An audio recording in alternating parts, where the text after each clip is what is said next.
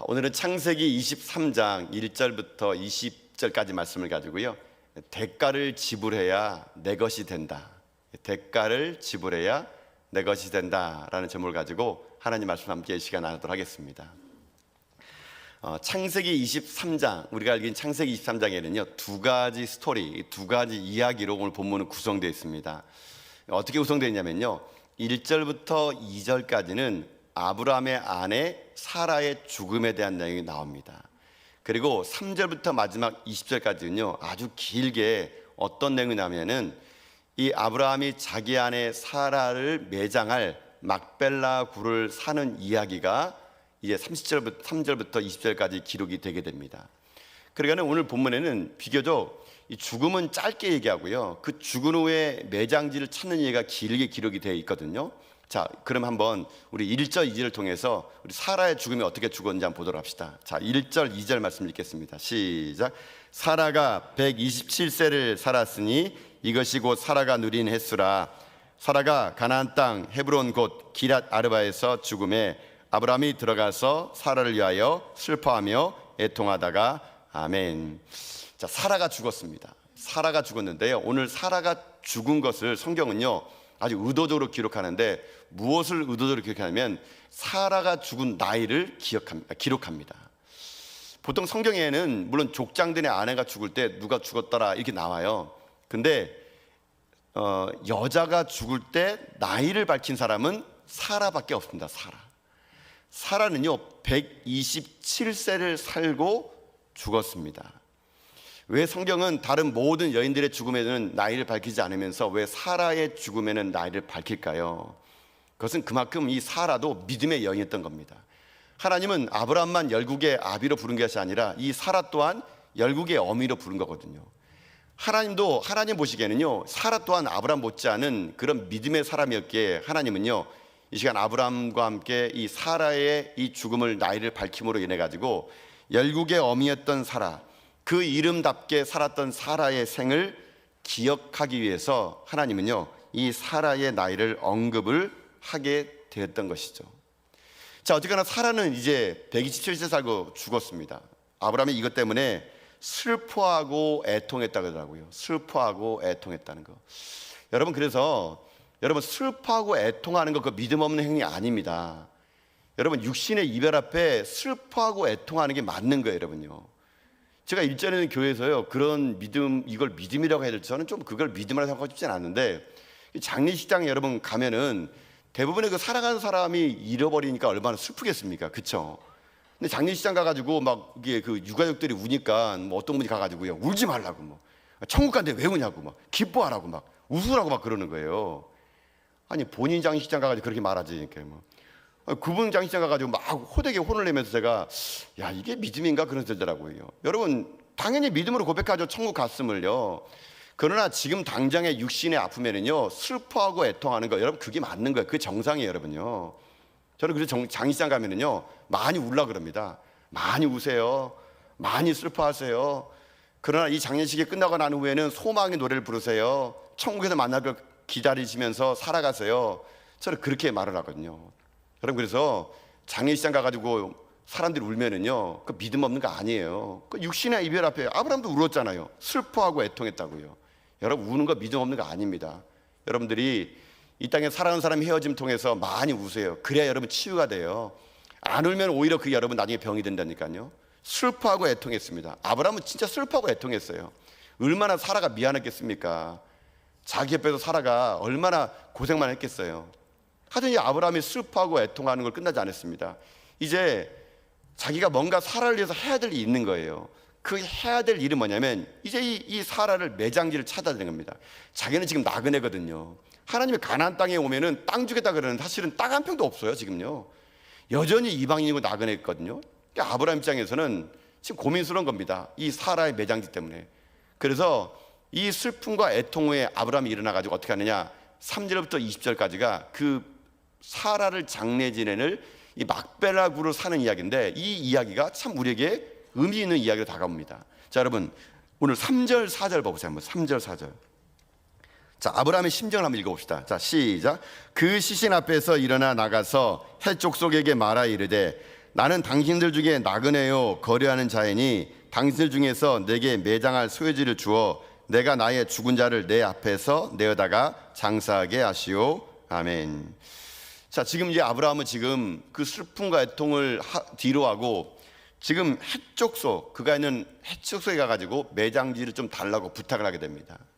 자, 이제부터 이 매장지를 찾는 이야기가 나오게 되는데요. 자, 여러분 한번 이렇게 생각해 볼까요? 제가 이 본문을 그냥 처음에 봤을 때는 그런 마음 들었어요.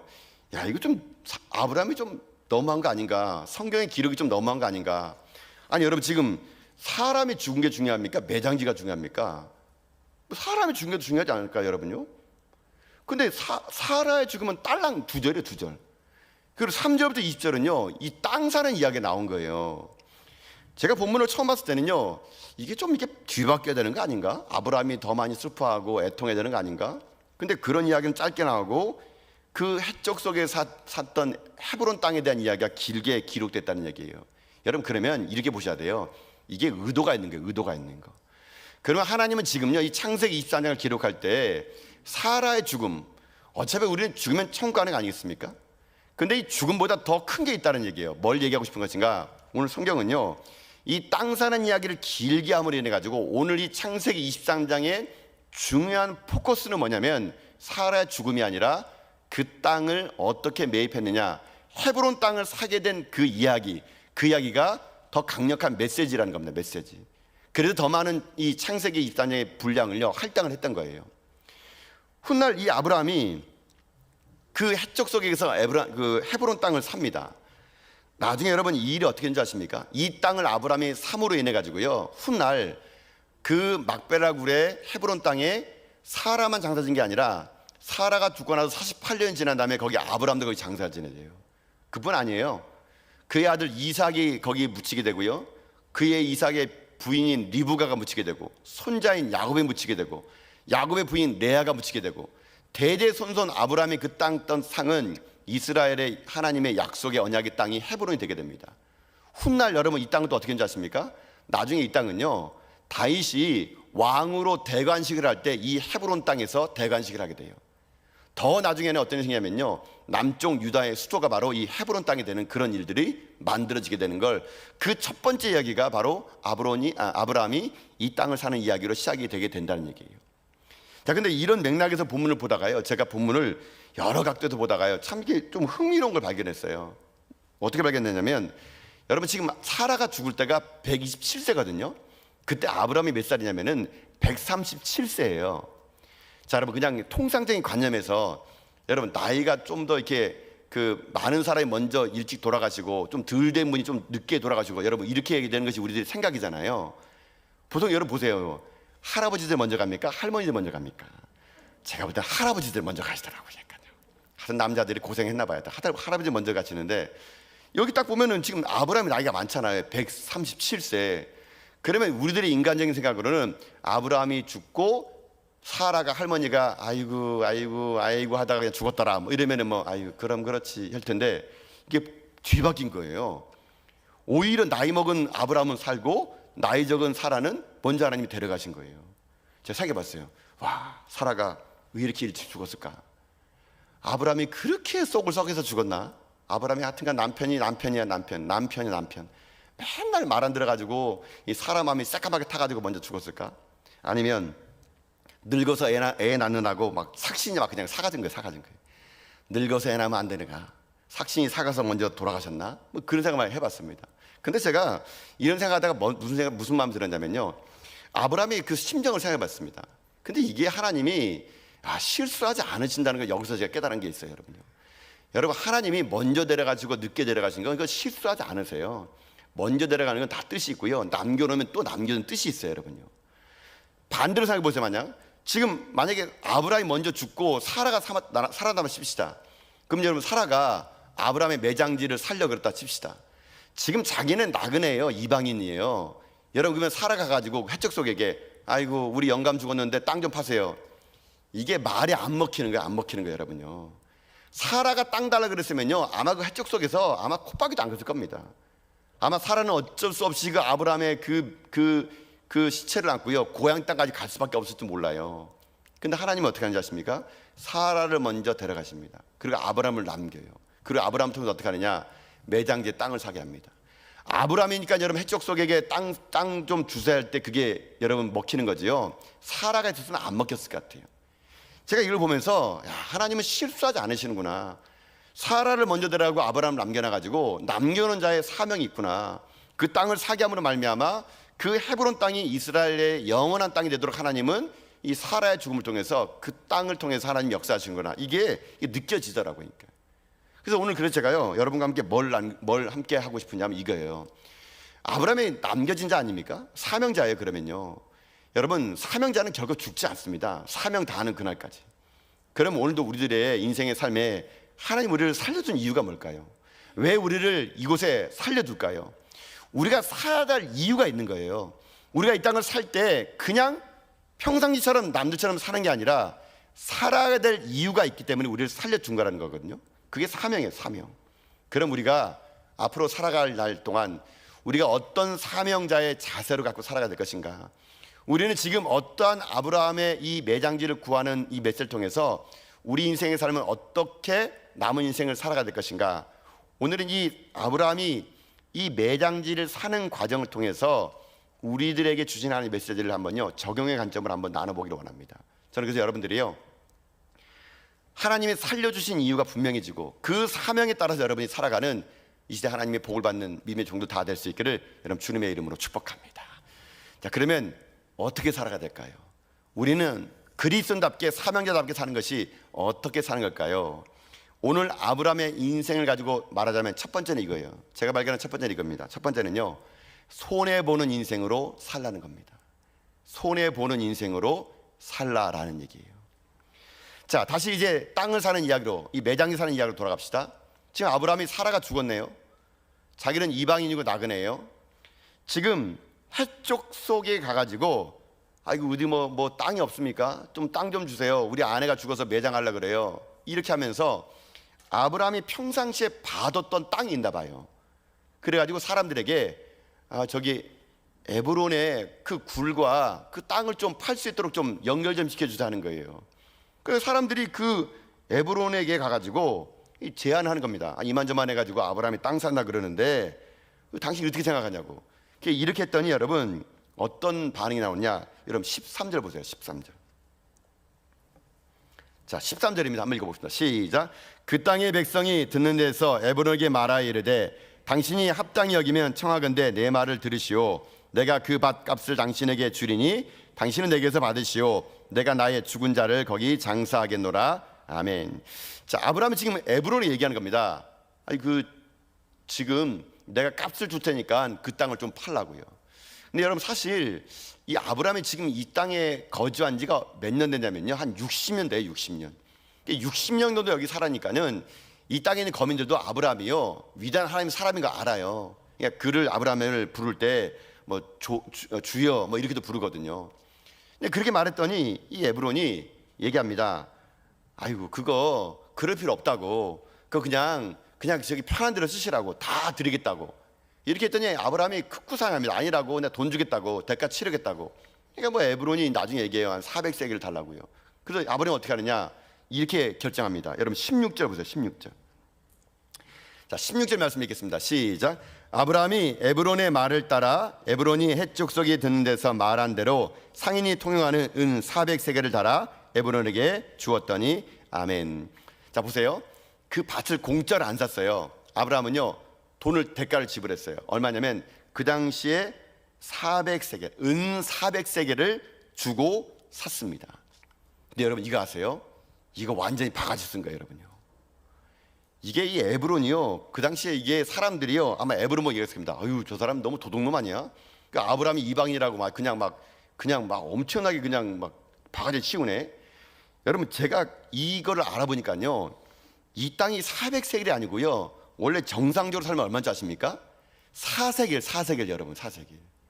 그러니까 지금 몇 배를 폭리한 겁니다. 100배를 더 달라는 거예요. 100배를요. 근데 아브라함이요, 100배를 더 요구하는 이 요구에 한마디도 안 답니다. 그냥 그 400세겔을요 그냥 다 주고 그 소유를 얻어요. 막배라구를 얻게 된다는 얘기입니다. 여러분, 아브라함은 몰랐겠습니까? 그 60년 살면서 이 땅 시세를 몰랐겠어요? 아마 다 알 거예요. 근데 아브라함은 그 사람이 주라는 대로 다 줍니다. 아무리 봐도 사람들이 다 얘기해요. 아이고, 아브라함 바가지 썼네, 저 사람 속았네. 아브라함도 제가 볼 때는요, 속은 줄 알 것 같아요. 그럼에도 불구하고 400세겔을 주고 샀다는 얘기입니다. 그런데 훗날 그 샀던 그 땅, 그 당시에는 400세겔을 준 것이 너무 터무니없고 바보 같고 손해본 것처럼 보였던 그 땅이 하나님의 언약의 약속의 땅으로 이스라엘 대대손손 그 땅이 될 줄은 아브라함은 몰랐을 거예요. 하나님은요, 지금 우리들에게도 여러분 요구하는 게 뭔지 아세요? 이 시대 그리스도인들이요, 너무 계산의 발길을 원하지 않으신 것 같아요. 여러분, 세상이 너무 계산적이지 않습니까? 1 더하기 1은 2가 나온 세상 속에서 하나님 우리에게 뭘 요구하는 줄 아십니까? 손해보고 살라 그럽니다. 손해보고. 바보란 소리를 듣고 살라 그럽니다. 사람들이 속으면 그냥 속으라는 거예요. 손해보며 살아가는 거, 여러분, 이게 어찌 보면요, 우리들이 살아가야 될 자세인지 모르는 겁니다. 여러분, 믿음의 사람들, 그리스도인들이 여러분 이 세상 살아갈 때 여러분 그런 말 들으면 안 돼요. 아유, 저 사람은 바늘로 찔러도 바늘만 꺾어지겠다. 여러분, 그게 아니고요, 우리는요, 때로는요, 어수룩해 볼 필요가 있어요. 예수 믿는 사람 다 어수룩해. 여러분, 그러나 보세요. 아브라함 몰랐습니까? 알면서 속아준 겁니다. 속고 400살 줬더니 훗날 이 땅이 하나님이 약속의 땅이 되고 자기도 죽고 자기 매장지도 되고 자기 대대손손 족장들의 매장이 될 것을 아무도 몰랐다는 얘기예요. 여러분, 기억하셔야 될 게 하나 있어요. 여러분이 손해본다 그래가지고 하나님이 여러분을 손해 안 끼칩니다. 여러분요, 내가 그리스도의 사랑으로 희생하고 헌신하고 손해보면 하나님이요, 어떻게 하는지 아십니까? 아브라함처럼요, 여러분의 자손이 복을 받게 해주는 거예요. 자손이. 여러분 당대뿐만 아니라 자손이 하나님 복을 받는 역사가요, 여러분 일어난다니까요. 여러분, 그러니 너무 앙탈같게 살지 마세요. 조금요, 손해보고요, 여유를 가지고 살아가세요. 먼저 여러분들이요, 지갑 열어서 밥 사주세요. 여러분요, 네가 한번 사면 내가 한번 사지, 이거 아닙니다. 여러분, 내가 먼저 밥 한번 사주고요, 내가 먼저 자판커피 한번 사주는 거예요. 여러분, 이게 아무것도 아닐지 모르지만요, 그렇게 베풀고 내가 손해보는 것처럼 보이고 나는 맨날 밥 사는 것처럼 보이고 나는 맨날 나와서 구역 청소하는 것처럼 보일지라도 하나님은 다 기억하십니다. 여러분, 하나님은요, 결코 여러분의 인생 마이너스를 안 만들어요. 하나님 다 갚아주시고 채워주시고, 여러분 때 그거를 못 이루면요, 당대 후손들에게, 여러분 자손들에게 하나님이요, 그런 복을 허락해 주신다니까요. 여러분, 솔직히 여러분, 지금까지 여러분이 이 은혜 받은 게, 여러분 제가 볼 때 그런 것 같아요. 거저 받은 게 아니에요. 여러분의 믿음의 어머님들이, 여러분의 신앙의 선배들이 손해보고 희생한 거 여러분 우리 누리는 거 아니겠습니까? 제가 이 본문을 보면서요, 무슨 생각 들었냐면은, 이렇게 손해보는 게 진짜 하나님의 은혜라는 걸 제가 어떻게 깨달았냐면요, 여러분, 제가 일전에 한번 말씀드린 것 같은데, 여러분 우리 교회 이쪽 건너편에 체육관 있잖아요. 체육관에 그 땅이 있지 않습니까? 주차장이. 제가 부임해가지고 한 2021년도인가 하여튼 그때쯤 제가 기억을 해요. 저희들이 저 땅을 이제 사고 했는데 갑자기 그 모 기업에서 지금까지 우리가 이 체육관을, 저 주차장 부지를요, 자기네 땅을 점용해서 사용하고 있었다는 거예요. 그래서 저에게 와가지고 그 체육관 뒤 담벼락 밑에 있는 조그만 땅이에요. 땅. 그 땅을, 그 밭을 사라는 거예요. 사라는 거니까요. 그래서 이제 뭐 사라니까는 뭐 밭 얼마 안 돼 보여서 이거 얼마예요? 했더니 이게 자간밭이 억 단위가 계속 넘어가는 거예요, 여러분요. 아니 그러니까 이게, 제가 아니 이거 우리 다 못 사니까 우리 당신의 땅에 점령한 부분만 요만큼만 사겠다. 그렇게는 안 팔겠대요. 이게 무슨 피자 조각이에요? 이러더라고요. 그래서 다 사려는 거예요. 다 사려는 거. 못 사겠다 그러니까, 그러면은 수십 년 동안 이 땅에 점유했던 그 점용료를 내라는 거예요. 근데 그게 자그마치 금액이 엄청 큰 거예요. 아니 제가 그 말 듣고 너무 황당한 겁니다. 아니 그 당시에 뭐 건축법 다 허가 받아가지고 울타리 쳤을 텐데 이제 와가지고 수십 년 지나가지고 땅 점용료 내라고. 제가 그 말 듣고 너무 고민되는 겁니다. 우리 장로님들 모아놓고 장로님 어떻게 하면 좋겠습니까? 방법이 없는 게 방법이에요. 살 수도 없고 점용료 내긴 뭐하고, 어떻게 어쩔 수 없었는데 나중에는 뭐 서울에서 법무팀이 내려온 거예요. 법무팀에 그냥 남녀 들어가 와가지고 제 앞에서, 목사님 우리 법적으로 할 겁니다. 막 눈 부르뜨면서 막 가지고 이거 뭐 자기는 이런 거 뭐 전문이라는 거면서, 이게 괜히 겁나는 거예요. 야, 이제 큰일 났다. 이거 어떻게 하냐. 땅을 살려니 값은 없고 이 점용료 내라니 힘들고, 뭐 할 수 있는 게 뭡니까? 목사가 할 수 있는 일이 그냥 기도했죠. 하나님, 이 어떻게 하면 좋습니까? 우리가 땅을 잘못 샀다 그러네요. 잘못 경계했다 그러네요. 돈을 달라 그러는데 돈은 없고, 그때 막 코로나 때였거든요. 기도하면서 어떻게 할지를 궁리하는데요, 참 이게 하나님이 놀라우세요. 기도하고 있었더니 하나님이 어떻게 하느냐, 이 동구청에서 연락 온 겁니다. 우리 이 전화동이 옛날에 지적도 이 경계 측량이요, 그냥 줄자로 그냥 쭉쭉 그어가지고 해버렸던 거래요. 다시 그걸 전산화 작업을 하면서 우리 체육관 부지를 딱 봐봤더니 우리가 그 모기업의 땅을 침범한 게 맞대요. 근데 알고 봤더니 우리가요, 주변에 있는 사람들이 우리 땅을 더 많이 침범해 왔다는 거예요. 그러니까요. 그러면서 이런 분쟁이 많으니까 목사님, 교회가 나설 필요 없습니다. 구청에서가 다 알아서 해주셨다는 겁니다. 그리고 하나님을 뭔지 아십니까? 오히려 우리가요, 보상을 받는데, 보상을 여러분요. 그래가지고 난데없이 보상 받았어요, 여러분요. 여러분 조금 있다가 구청에서 몇 천만 원 준대요, 여러분요. 제가 그 얘기 듣고 너무 놀란 거예요. 야, 이게 하나님께서 이게 이렇게도 역사하시는구나. 우리는 뭐 아무것도 할 수 없는 거, 법적인 문제 나가다니까 기도밖에 안 했더니 하나님이 그 일을 해결해 줬는데, 근데 이런 일이 또 있었던 겁니다. 여러분 혹시 기억하십니까? 여기 우리 교회 앞마당에 그 여러분 말뚝 박힌 거, 여러분 기억하세요? 제가 부임해봤더니 우리 교회 앞마당에 이 말뚝이 박힌 거예요. 저는 처음에 무슨 생각하냐면, 아이고, 이 교회가 무슨 이 말뚝 박아놓고 여기다가 오리를 기르나 뭐 닭을 기르나, 교회 앞마당에 닭 기를 게 없는데, 알고 봤더니 이게 웬걸 닭이 뭡니까? 이게 우리가 증축공사하면서 뭐 이게 옛날에 도로였는데 뭐 하여튼 뭐 사다가 말다가 어떻게 돼가지고 뭐 잘못돼가지고 이 땅 주인이 나타났다는 거예요. 그리고 땅 주인이 우리 교회 보고 이거 사라 그러는데 그 돈이 터무니없는 값입니다. 400세겔과 똑같은 거니까. 그러니까 살 수가 있나요? 그러니까 못 사겠다고 교회 그 당시 얘기하니까는 이 땅 주인이 와가지고 말뚝에다 박아놨다는 거예요. 말뚝을. 제가 이제 부임해가지고 교회 앞마당에 말뚝 보는데 제 가슴에 말뚝이 박힌 것 같은 그 느낌 드는 거예요. 아니 그 앞마당에서 우리 아이들이 뛰어놀게 되고 뭔가 우리 교회가 하나님의 그 꿈을 위해서 펼쳐나가야 될 것 같은데 이 말뚝이 그걸 가로있는 느낌 드니까 제가 답답해서 견디기가 힘든 거니까. 그래서 이거를 어떻게 살 수 없나 봤더니 가격이 터무니없어가지고 못 샀다는 겁니다. 그래서 그냥 포기하고 있었대요. 제가 이 말 듣고 기도했던 거 아닌가. 뭐 할 수 있는 게 뭐예요? 또 기도했죠. 그 당시에는 저희가 이 새벽 예배를 여기서 안 드리고요, 이 지하 기도실에서 드렸어요. 제가 새벽 예배 끝나면은 기도했습니다. 하나님의 심장에 못 박아서 죄송합니다. 제 가슴에 못이 박겠습니다. 하나님, 이 못을 좀 빼주십시오. 답답해서 견디기 힘듭니다. 그래서 제가 이런 게 돼서, 하나님 죄송합니다. 주의 전을 우리가 이런 쇠못으로 받게 돼서 정말 죄송합니다. 하나님 그러나 우리의 힘이 없으니 도와주십시오. 제가 진짜 딱 계산해 봤을 때요, 한 40일 기도한 것 같아요. 제가요 기도하면서요, 밖에 나가서 새벽 예배 끝나면요, 그 17개 철심이에요. 다 잡고 기도했습니다. 막 이름 불러가면서 막 1번아 흔들려라, 2번아 흔들려라 하면서 이걸 흔드는데 안 뽑히는 게 안 뽑혀요. 얼마나 박았던지. 그래가지고요, 어떻게 하는지 아십니까? 딱 40일 지났더니 이게 일이 생긴 거예요. 갑자기 땅 주인이 아파버렸네요. 아파가지고 울대병을 입원하는데 우리 땅이 생각나나 봐요. 아이고, 그 땅 교회 앞마당에 내가 못 박아놨는데. 그분이 아파가지고 갑자기 우리에게 전화 와가지고 땅 흥정은 다시 하자는 얘기예요. 그래서 우리 장로님이 가가지고 2차 저차 해가지고 땅을 흥정했어요. 근데 그분이 처음에 얘기한 것보다 많이 떨어졌는데 조금 우리가 보기에는요, 좀 많이 준 거 산 것 같아요. 그러니까 그때 그 가격 제시할 때 제가 우리 장로님들을 보고, 장로님 이거 사야 됩니다. 우리 교회 미래를 사야 됩니다. 앞마당에 이 철심이 웬 말입니까? 웬 말이냐 막 이렇게 써가지고.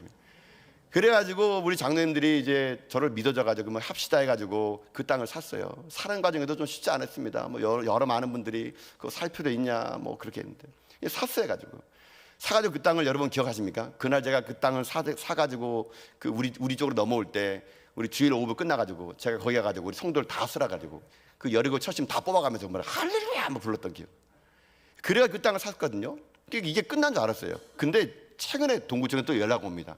목사님, 지금 이 지적도를 전산하는데 목사님의 땅이 또 문제가 있다는 거예요. 이게 무슨 문제가 있습니까? 그러니까는 우리가 사던 요 앞마당 땅 있지 않습니까? 이게 지적도가 잘못됐대요. 땅을 보상해 주겠대요. 보상해 주겠대요, 여러분요. 자그마치 6평이라는 땅이요 잘못 샀대 우리가요. 그래서 그 돈을요 보상해 주겠다는 거예요. 제가 그 말을 딱 듣는 그 순간, 야, 그때는 손해 본 것처럼 보이고, 아니 뭐 그런 땅을 삽니까? 라는 얘기를 들었는데 훗날 와보니까요, 그 땅을 다시 한번 찾을 뿐만 아니라 하나님이 사람들을 통해서 또 보상을 해주겠다니까 제가 그 마음을 들으면 그런 생각이 드네요. 그렇구나. 교회는 손해 보는구나. 교회 때문에 주변 사람들이 잘 되면은 오히려 그게 교회가 잘 되는 거구나. 저는 그런 생각이 들더라고요. 아브라함 보세요. 자기가 이걸 손해 봤을 때 자기 후대들이 그 땅에다가 다윗이 거기서 대관식을 하고 남유다의 수조가 될지 누가 알았겠습니까? 그때는 손해본 것처럼 느껴졌어요. 그러나 하나님은 결코 하나님의 사람들을 이 세상 사람들에게 먹잇감을 주지 않습니다, 여러분요. 우리가 할 일이 뭔지 아십니까? 하나님 주신 사랑을 가지고요, 때로는 손해보는 거예요. 때로는 바보라는 소리를 들은 거예요. 세상 사람처럼 여러분 너무 딱딱하게 1 더하기 2는 2가 아니고요, 어수룩해 보이는 거예요. 여러분, 그때 우리 안에 하나님의 사랑이 드러나 아니겠습니까? 하나님은 오늘도요, 우리들 그렇게 살라 그럽니다. 손해보고 살라고, 바보라는 소리 들고, 교회가 조금 어수룩하게 살라고 하나님 다 기억하시다 그 모든 걸 다 갚아주시고, 우리 당대가 아니면은 우리 후손들에게 하나님 그 은혜를 베풀어 주겠다고요. 저는 그 하나님 믿습니다. 그래서 사랑하는 성도 여러분, 우리 너무 앙탈하게 살지 맙시다. 예수 믿는 사람들 깍쟁이란 말 듣지 맙시다. 베풀고 퍼다 주고 손해보고, 아이고 내가 조금 손해보고 말지. 여러분, 이렇게 넓은 마음으로 살아간다면요, 하나님 분명히 여러분을요 복 주실 것입니다. 여러분, 우리 살아남은 이유, 사명자의 삶 이거예요. 손해보고 살라고. 그래서 우리가 손해봐서 세상이 살면은 여러분, 그게 교회의 존재 목적 아니겠습니까? 교회 때문에 덕을 봐야죠. 교회 때문에 세상의 덕을 봐야죠. 저는 그러라 교회를 세웠다고 생각드는 것 같아요. 그러니 저는 우리 전화교회가요, 저는 더 많이 손해보길 바랍니다. 바보같이 퍼주고요, 나눠주고요, 그렇게 힘으로 인해 가지고 오히려 더 하나님의 복을 누리는, 정말 아브라함의 복을 우리가 이 땅에 실현해 나가는 저는 저 여러분 다 될 수 있기를 여러분 주님의 이름으로 축복합니다. 이게 제가 첫 번째 찾았던 이 남은 사명자의 길인 것 같아요. 손해보고 살라는 거. 근데 또 하나가 있습니다. 뭐냐? 사실 이게 두 번째가 전 더 마음에, 이게 그 하나님 주신 마음인데요. 두 번째는요, 이 땅에 남은 자의 삶을 살아가는 거, 이 땅에 사명자의 삶을 살아가는 거. 두 번째는요, 대가를 지불할 줄 아는 삶을 살아가는 겁니다. 대가를 지불할 줄 아는 삶을 살라. 제가 오늘 설교 제목을 이렇게 지어봤어요. 대가를 지불해야 내 것이 된다고. 여러분 잊지 마세요. 반드시 대가를 지불한 것만 내 거예요, 여러분요. 세상에 여러분 공짜가 있습니까? 공짜가. 반드시 내가 대가를 지불한 것만 내 것이 될 수 있다는 거 여러분 잊지 말라는 겁니다. 아브라함 이야기 돌아갈까요? 아브라함이 이제 땅 살 때 그 에브론 얘기합니다. 아유, 그냥 이거 땅 그냥 사시라는 거 아니에요. 그냥 가지세요 하는 거예요. 근데 아브라함이 그렇게 하지 않습니다. 에브론이 그 말을 거절합니다. 여러분 11절 보세요. 11절요. 자, 11절 말씀을 다시 한번 읽어볼까요? 11절입니다. 읽겠습니다. 시작. 내 주여 그리 마시고 내 말을 들으소서. 내가 그 밭을 당신에게 드리고 그 속의 굴도 내가 당신에게 드리되 내가 내 동족 앞에서 당신에게 드리오니 당신의 죽은 자를 장사하소서. 여러분 보세요. 지금 에브론의 사람은 되게 호의적으로 얘기하는 겁니다. 아유, 아브라함 선생님, 아유, 당신의 지명도가 있는데 당신하고 제하고 연이 얼만데 그거 다 땅 많으니까 그냥 이렇게 그냥 가지세요. 편한데 그냥 장사 지내세요. 만약 여러분들이만 이런 말 들으면 어떻게 하겠습니까? 여러분 이런 말 들으면요, 누가 와가지고 이 땅 좀 가지세요, 편하게 쓰세요. 여러분 이러면 분명히 우리는 이럴 겁니다. 할렐루야, 할렐루야. 하나님은 살아계시는군요. 내가 장사 지내려 그러는데 사람을 통해서 역사하시는 거예요. 할렐루야. 막 이렇게 하지 않겠습니까? 여러분 땅이 많으셔서 별로 그렇게 안 하지 모양이군요. 저 같았으면 할렐루야 막 할 것 같아요. 할렐루야, 등분 빨리 띱시다 막 그럴 것 같아요. 여러분 아브라함 보세요. 이게 뭐 놀라운 거 아닙니까? 아니 자기가 매장질 찾는데 누가 와가지고 아무데나 장사 지내세요, 그냥 다 당신 땅입니다. 그러면 아브라함이 할렐루야 할 것 아니에요. 근데 아브라함은요 그 말을 듣고 이런 자에 거절합니다. 그리고 어떻게 하느냐, 이렇게 얘기해요. 여러분 12절 13절 보세요 한번요. 자, 12절 13절 읽겠습니다. 시작. 아브라함이 이에 그 땅의 백성 앞에서 몸을 굽히고 그 땅의 백성이 듣는 데서 에브론에게 말하여 이르되 당신이 합당히 여기면 청하건대 내 말을 들으시오. 내가 그 밭값을 당신에게 주리니 당신은 내게서 받으시오. 내가 나의 죽은 자를 거기 장사하겠노라. 아멘. 자 보세요. 이 에브론은 호의를 베풀어서 그냥 하라 그랬어요. 근데 아브라함은 이 땅을 산다 그럽니다. 근데 이게 아브라함이 지혜로운 거였어요. 왜 그러냐면요, 그 당시 여러분 호의적으로 베푸는 건 일단요 이게 충동적일 수 있거든요. 만약에 아브라함이 에브론이 말한 말 듣고 아이고 할렐루야 하나님 역사하셨네 좋은데 해가지고 장사 지내보면요, 여러분 어떤 일이 생기냐면요, 이런 일이 생겨요.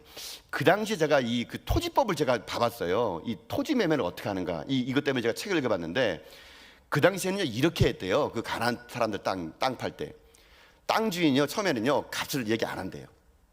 얘기 안 하고 그냥 그 사람에게 막 생색하고 막 예우를 한대요. 훌륭하다. 상대방의 체면을 엄청나게 높여준대요. 그렇게 세워준 다음에 기분 좋을 때 어떻게 하느냐, 동시에 자기가 원하는 가격을 슬그머니 얘기한대요. 그렇게 해서 파는 것이 그 당시에 이 땅 매매의 방식이었다 그럽니다. 그러니까 아브라함이 그 말을 고지고대로 안 듣는 게 다행이죠. 고지고대로 믿다가 아니 장사를 지낸 다음에 나중에 여러분 또 그 토지법에 보니까 이런 말이 있더라고요. 그 땅을 만약에 호의를 베풀어 누구에게 주더라도요, 그 땅을 소유했던 자의 후손들이 그 땅에 대해서 소유권을 주장하면 그 사람은 그 땅을 포기해야 된다는 그런 법이 있더라고요. 그러니까 아브라함이 그냥 그 말 듣고 아유 뭐 감사합니다 뭐 여호와 이래네 해가지고 사라를 매장했다가 나중에 이 에브론의 후손들이 와가지고 아이고 안 돼요, 우리 아버지가 잘못했네요, 땅 주세요 그러면은 그냥 손 털고 나와야 되는 그런 상황이에요. 근데 아브라함은 어떻게 합니까? 그거를 정당한 대가를 주고 사는 겁니다.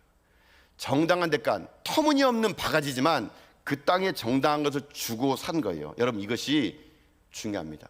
그렇게 정당히 주고 살았더니 그 소유권을 아브라함이 당당히 행사하게 되고 그 영구적인 땅으로 아브라함에게 남았다는 얘기예요.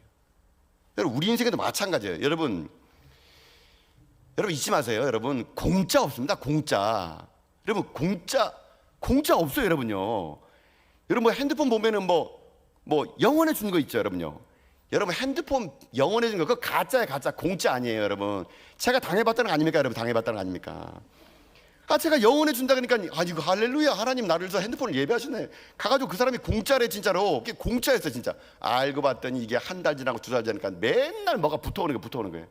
나중에 알고 봤더니 돈 다 내고 산 거예요. 다 내고.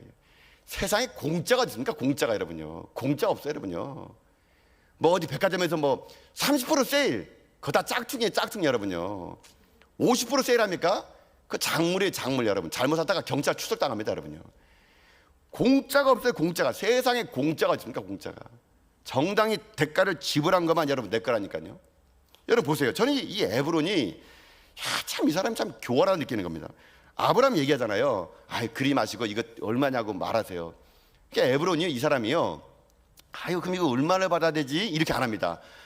뭐 굳이 그렇다면은 한 400세겔 되려나? 이렇게 하는 겁니다. 에브론은요 처음부터 가격을 알고 있던 사람이에요. 처음부터 아브라함을 호위한 다음에 친절을 베푼 다음에 자기가요 바가지를 씌우려고요 뭐 한 400세겔이나 가져가시던가 뭐 이렇게 했던 거예요. 여러분 이게 교활한 이게 인간이에요. 여러분 돈 앞에서 얼마나 치사한지 아십니까? 제가 이제 에브라함의 행동을 보면서 이제 옛날에 제가 들었던 게 재미난 이야기가 있었던 것 같아요. 여러분 저기 어떤 TV 프로였는데 충청도 할머니가 자기 집에서 청둥오리를 기르고 있었나 봐요. 그러니까 그 당시에 그 프로가 이게 그 시골 마을을 찾아다니는 프로였던 것 같아요. 그러니까는 그 시골 할머니가 청둥오리를 몰고 오니까 이 리포터가 할머니한테 이거 할머니 청둥오리 기르시래. 그러니까는 예 길러요 이렇게 하는 겁니다. 청둥오리 그러면 기르시는 거 힘드세요? 그러니까는 그 할머니가 이거 힘들지 좀 팔아줘요 하는 겁니다.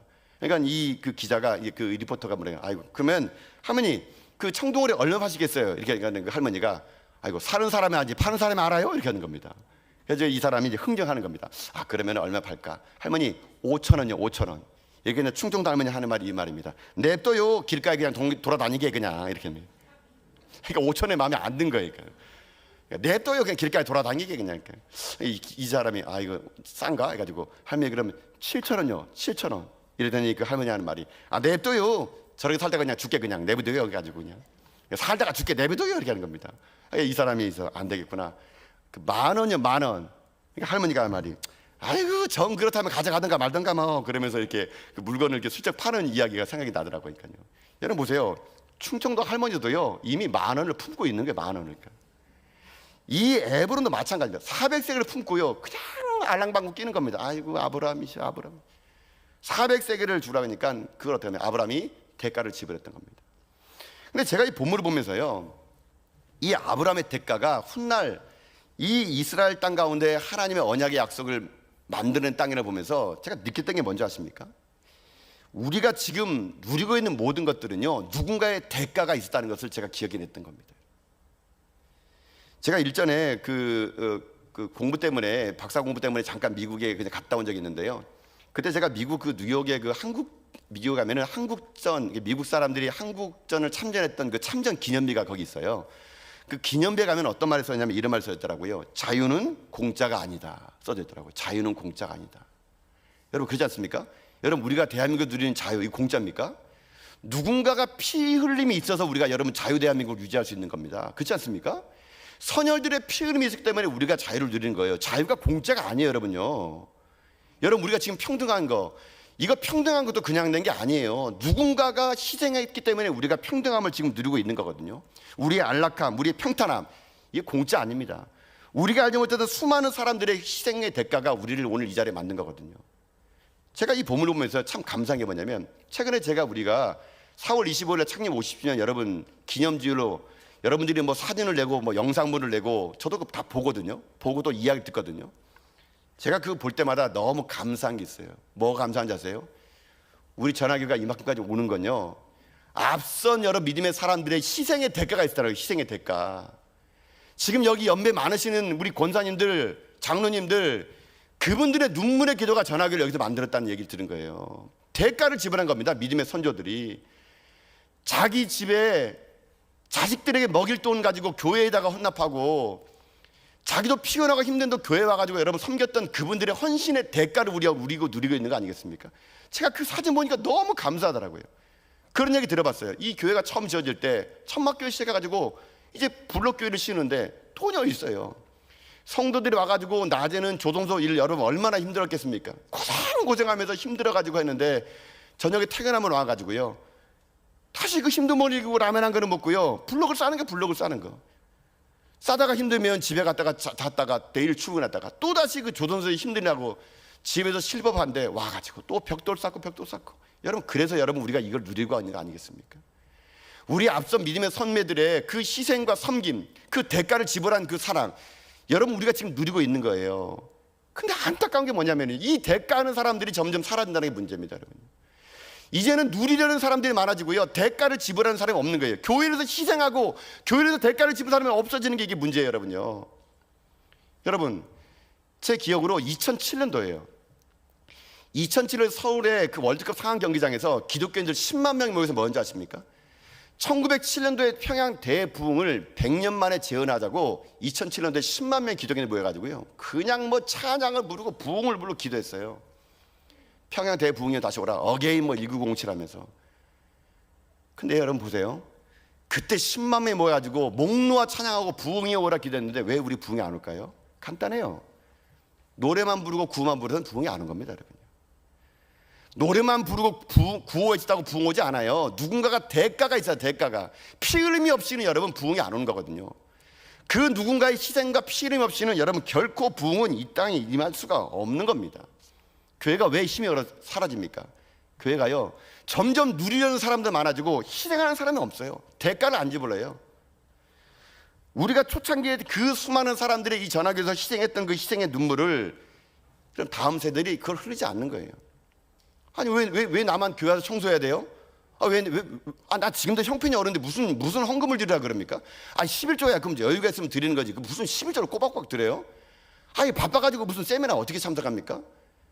우리는 너무 핑계가 많아요. 여러분, 앞서 믿음의 성도들이 핑계가 없었겠습니까? 그분들은요, 돈이 넉넉했을 것 같아요? 시간이 남아 돌았습니까? 아니에요. 여러분요, 이 교회가 이만큼 올 동안 그분들은 핑계가 왜 없겠어요? 그러나 대가를 지불한 거죠. 희생한 겁니다. 섬긴 거예요. 그래서 여러분 오늘날 이 교회가 이만큼 온 거 아니겠습니까? 저는 그런 맥락에서 저를 돌아봤습니다. 내가 진짜 참된 목자인가 싹군인가? 여러분, 제가 참된 목자라면요, 저 이 교회를 희생해야 됩니다. 저도 대가를 지불해야 되는 거예요. 제가 전화교회 담임 목사니까요, 저는 여러분에게요, 이 설교 한 편을 위해서 저는 밤새입니다. 밤새. 어떻게 하면 성도들이 이 말씀 듣고 살아나기를 바라는 마음에서요, 저는 제가 지금까지 우리 교회 전화교회 부임한 다음부터요, 주일날 아침에 진짜 토요일날 밤에 집에 가서 두 발 뻗고 자본 적이 없는 것 같아요. 어떻게 하든지 하나님 말씀을 제대로 전화를 보고, 제가 전화교회 담임 목사이기 때문에 희생하고 대가를 지불하는 거거든요. 여러분, 제가 옆집에 있는 목사라면 왜 옆집에 있는 성도들에게 그렇게 희생하겠습니까? 내가 몸담고 있는 교회니까, 부족하지만 하나님 나를 전화교회 담임 목사 세워줬으니까, 내가 더 많이 희생하고 잠 못 자고 피곤하더라도 목사니까 대가를 더 많이 지불해야 되니까, 더 많이 희생해야 되니까. 저도 어떨 때는 피곤하고 힘들 때가 참 많습니다. 야, 이걸 내가 다 해야 되나? 어떨 때는요, 시간이 너무 없을 때가 많아요. 진짜 어떨 때는 주일사 끝나면요, 입에서 단내가 날 때가 많아요. 그러나 진짜 목사라면 그거 해야죠. 대가를 지불해야죠. 제가 여기 여러분 담임 목사로 누리러 왔습니까? 제가 담임 목사라는 이름으로 여러분에게 군림하러 왔습니까? 그 문제 싹군이에요, 싹군 여러분요. 저는 그렇지 않습니다. 저는요, 희생과 섬김의 본을 보인 믿음의 선배들의 그 얼굴이 기억이 나가지고요, 저는 감히 그렇게 못하겠어요, 여러분요. 지금도 우리 교회에서 지금도 여러분 1세대 분 계시잖아요, 우리 교회에요. 제가 50점 준비하면서 봐봤더니 그분도 지금도 생존해 계시잖아요. 제가 그분들 앞에 볼 낯이 없는 거예요, 담임 목사에서. 더 많이 헌신하고 더 많이 희생하고 내가 더 많이 덕가를 지불할 때 우리 다음 세대들이 그 대가의 희생 후에 이 교회에서 더 큰 하나님의 부흥을 그들이 보려고 그러면 여러분 우리가 뛰어야 되는 겁니다.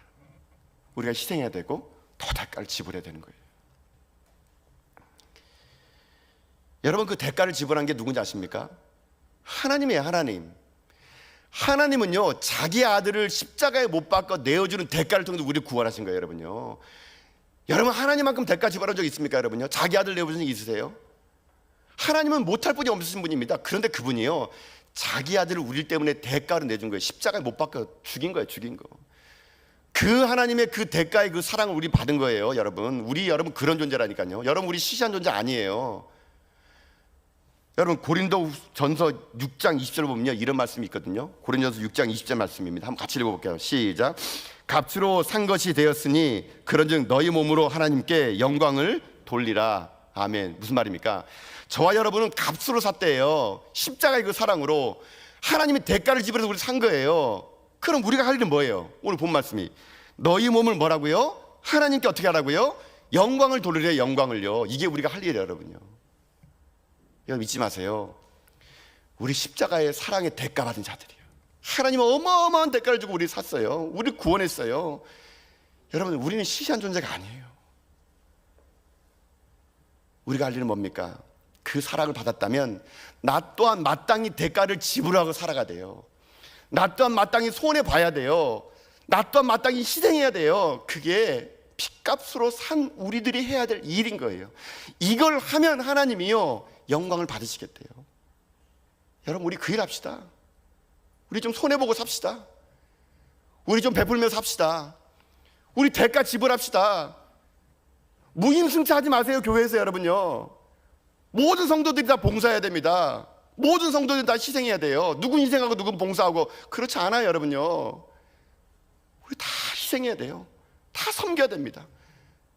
교회가요 왜 힘이 없어진지 아십니까? 날마다 무임승차하는 사람이 많아서 그런 겁니다. 저는 다시 한번 우리가요 이 막베라고 그런 산 아브라함 심정처럼요 대가를 지불할 줄 알고 무임승차하지 않고 내가 희생하고 손해보고 내가 먼저 섬기는 가운데요 여러분이 진정한 이 시대에 하나님의 아브라함 같은 믿음의 종들이 되어서 여러분을 통하여 하나님의 영광 받는 그런 믿음의 종도 다 될 수 있기를 여러분 주님의 이름으로 축복드립니다. 아멘.